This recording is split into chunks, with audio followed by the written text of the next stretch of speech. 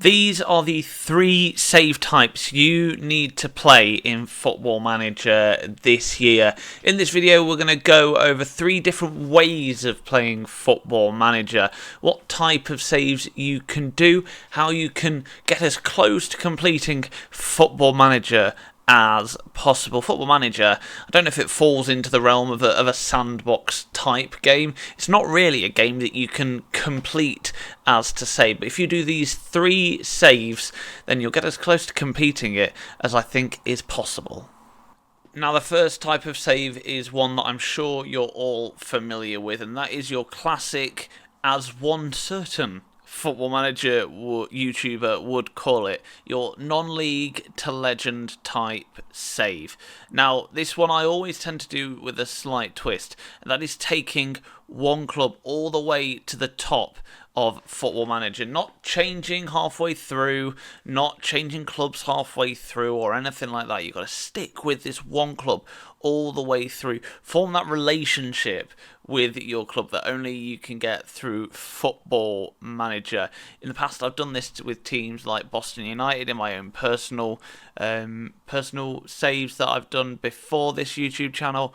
You can do it with whatever. Maybe it's the team that's closest to you in real life. Maybe it's just a team that you've got a certain affiliation for. Once the full Football Manager game is out, I'll be doing mine with Bath City, as you can see here, on my Newcastle United save. They're not doing too well at the minute. Enterprise South, they're in 20th place. We are taking them pretty much from rock bottom in the 6th tier of English football, which I think is the lowest division in Football Manager in terms of steps down from the top division in that league all the way to the top. You should do it as well in Football Manager. I advise it being the first save that you do. It gets you used to all of the different sorts of mechanisms in the game, gets you used to tactics from a level where it's not as complex. You know, the tactical understanding in the Vanarama, in the Enterprise, as it's now called, National League South, is not as high and it's not as complex as you'll need to know in the top division. So it gives you a chance to learn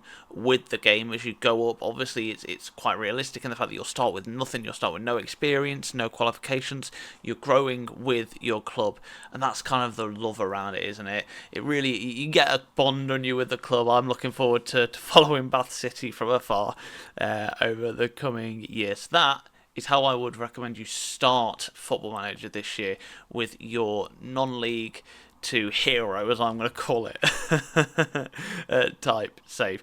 I will start mine with Bath City once the full Football Manager game comes out in November.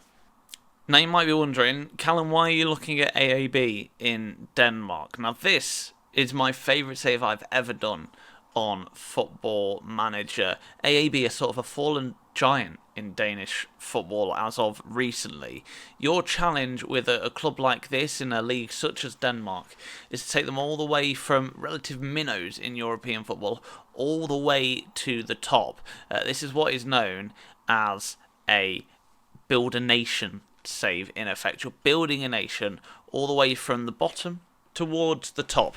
Maybe Denmark is kind of a nicer example of this. You could do it with countries such as San Marino. Wales might be quite a nice one as well. Taking them all the way from the bottom all the way to the top, similar to your save that I'm doing with Bath City, or your non-league to top flight champions sort of save, except this time you're not just taking one club, you're taking an entire nation, and the aim is to eventually be at the top of the UEFA coefficient charts. It's a huge challenge, and one that I wouldn't suggest starting straight away, especially with all the new changes in Football Manager 26, but it's definitely a good start, definitely a good sort of save. It gets you invested in a whole nation, not just one team. You get invested in a whole country.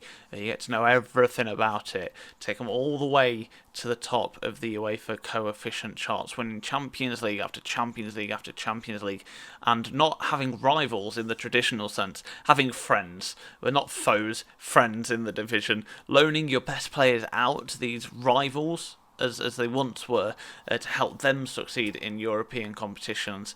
And eventually, could you take Denmark, could you take Wales, could you take any country and topple England as at the top of those coefficient charts?